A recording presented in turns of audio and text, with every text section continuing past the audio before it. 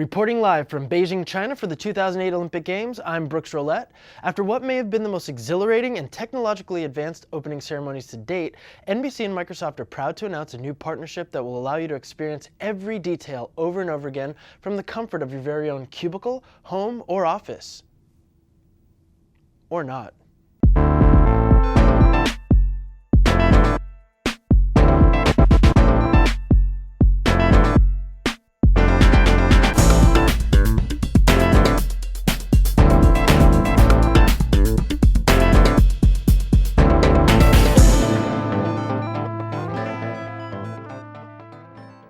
Okay, so we're not in Beijing, we're not live, this isn't even a real set, but hey, we can dream, right?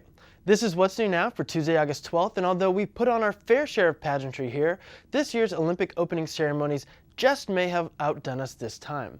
The only problem is that if you didn't see it live, you may have quite the ordeal trying to find it online. That's because Microsoft has locked the video down with their Silverlight technology to compete against Adobe's ubiquitous Flash video. Unfortunately, if you try installing the software, as I have on multiple platforms, it ends up being more of a pain than it's worth.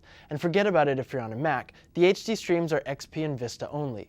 NBC and Microsoft clearly aren't living up to China's hopes of one world, one dream. But one dream I've always fantasized about is being invisible.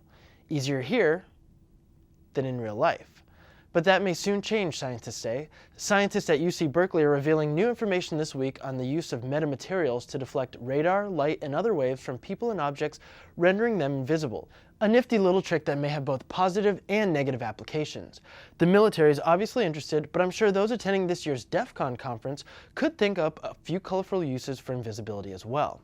The attendees of this year's conference demonstrated that hacking is becoming both cheaper and easier.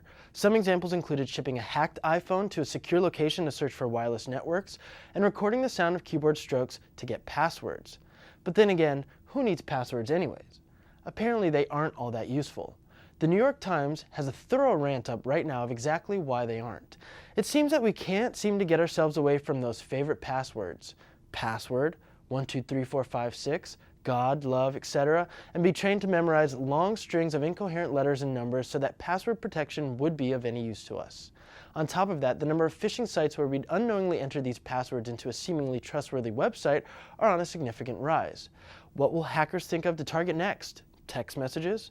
I sure hope not, and neither does Obama's campaign manager, who thought it would be a good idea to make some real change and announce who would be his running mate via the grassroots method of email and text messaging.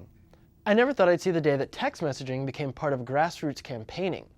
Then again, I never thought I'd see the day where people would buy a $1,000 piece of software that would do absolutely nothing but make you feel stupid. But I have. The I Am Rich application from iTunes' highly successful App Store was yanked from the virtual shelves this week, but not before 8 highly gullible and disgustingly wealthy individuals had a chance to purchase it. What does it do? Oh, nothing, unless you like fake rubies, grammatical errors, and infamy. I think those people deserve what they paid for. I Am Rich aside, the App Store is doing quite well for itself. El Jobzo even reports that someday it could be a billion-dollar marketplace. As for now, the cash cow has carried in about $30 million in its first 30 days. That's pretty impressive, but I think I'm still more impressed by the fact that I've had mine for 30 days and that I haven't had to buy a single app yet. Hello, free apps. You can find pretty much anything you want, and if you can't, wait for it. Somebody will make a free version soon enough. And that's it for this week's episode. Next week, we'll be back in our sunny downtown San Francisco studios with another steaming hot episode just for you. Be sure to send us an email at wnn@ziffdavis.com and tune in to Friday's East Coast show. Until then, I'm Rowlett, and I'm going to make like an invisibility cloak and disappear.